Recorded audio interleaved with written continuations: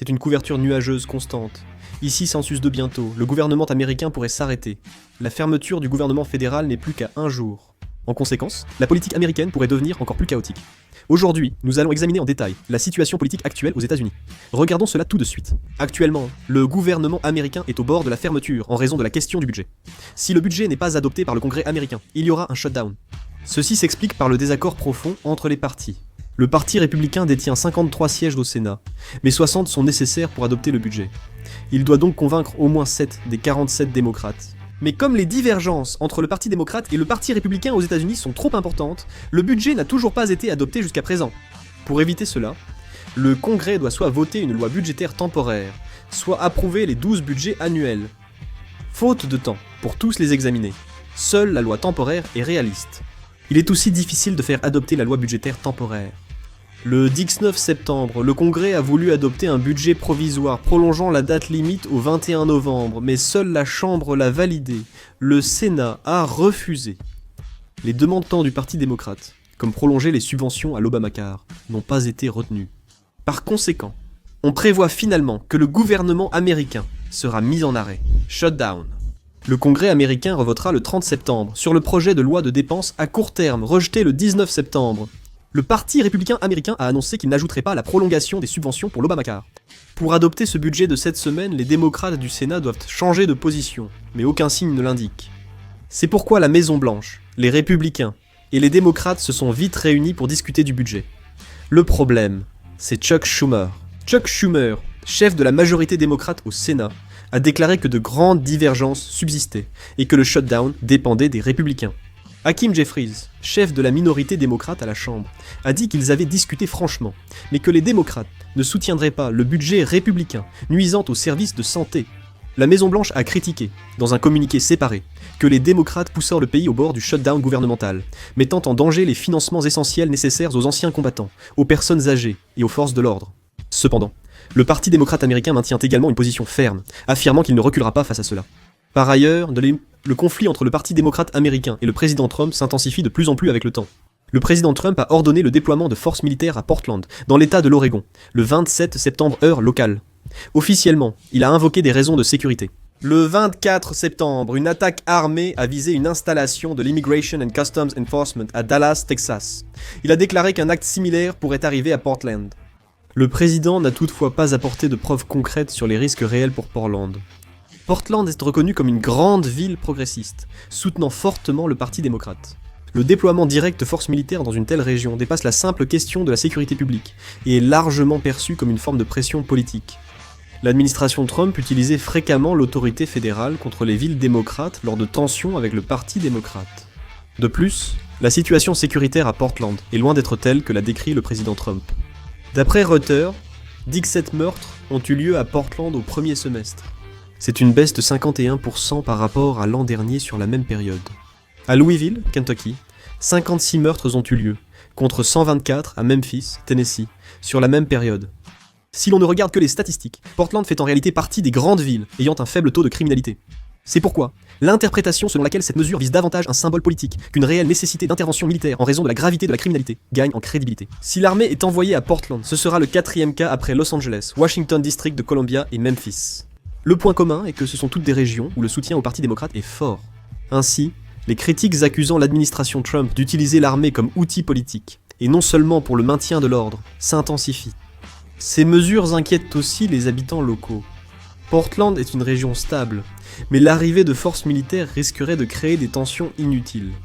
Lors du dernier déploiement militaire à Washington District de Columbia, des interventions excessives lors de manifestations pacifiques ont aggravé les conflits sociaux. On craint de plus en plus que la même situation ne se reproduise à Portland. En fin de compte, ce déploiement de forces militaires n'est pas simplement une mesure pour résoudre un problème de sécurité dans une seule ville, mais il revêt une grande importance en tant qu'instrument de pression politique visant le Parti démocrate. Cela accentue la tension dans le contexte des luttes politiques sur les négociations budgétaires et le risque de shutdown. De plus, le président Trump a également exprimé son point de vue concernant la Coupe du Monde d'Amérique du Nord qui se tiendra l'année prochaine, déclarant qu'il ne s'opposerait pas à certaines villes à forte tendance progressiste. Le président Trump, lors d'une séance de questions-réponses avec des journalistes à la Maison-Blanche, a été interrogé sur l'éligibilité de Seattle et San Francisco à accueillir la Coupe du Monde. Trump a qualifié ces villes de dirigées par des radicaux, gauchistes et fous. Il a également déclaré que s'il jugeait qu'il y avait le moindre danger, il changerait de ville. Ces deux villes, bastions démocrates, se sont fermement opposées à la politique migratoire stricte du gouvernement Trump.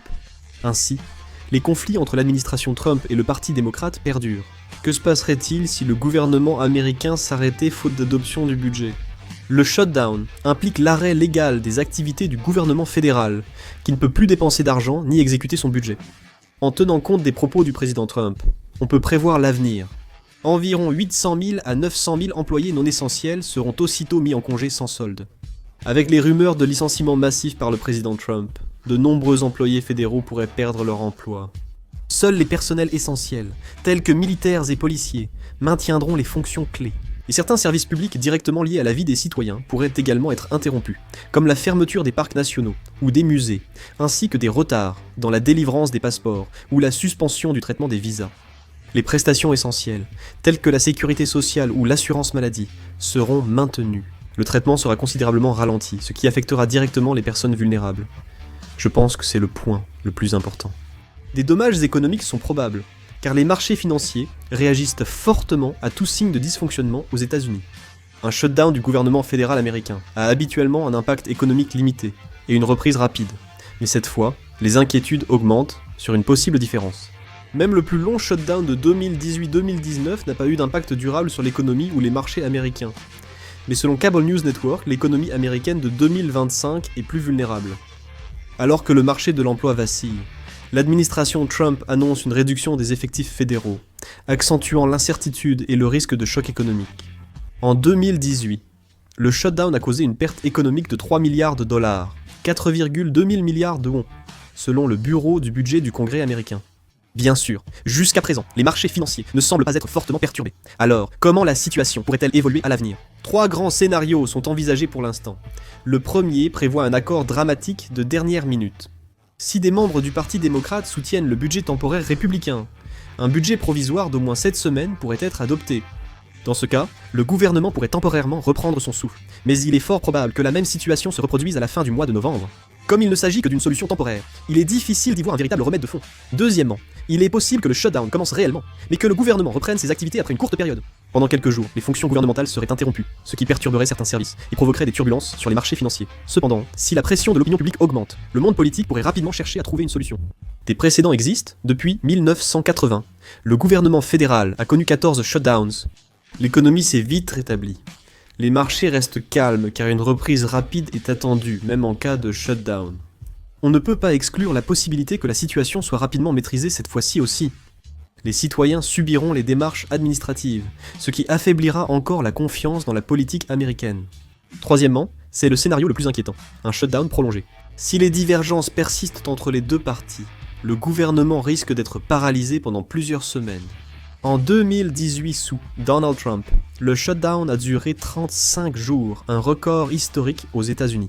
Si une telle durée se répète, la mise en œuvre du projet de Donald Trump de réduire le gouvernement fédéral pourrait transformer le shutdown en une opportunité de réorganiser l'administration, au-delà d'un simple désaccord budgétaire. Des changements, tels que des licenciements massifs de fonctionnaires fédéraux, la réduction de programmes redondants et la diminution des services administratifs accompagneraient cette situation, ce qui provoquerait un choc important dans l'ensemble de la société américaine. On ne peut pas encore dire avec certitude quelle voie sera choisie. Ce qui est certain, c'est que la question de savoir si cette crise du shutdown se terminera simplement par une interruption administrative de quelques jours, ou si elle deviendra un tournant majeur qui changera le paysage politique et économique des États-Unis sera décidée dans les prochaines heures. Que pensez-vous d'une éventuelle fermeture du gouvernement américain ? Donnez votre avis en commentaire. Merci d'avoir regardé cette vidéo.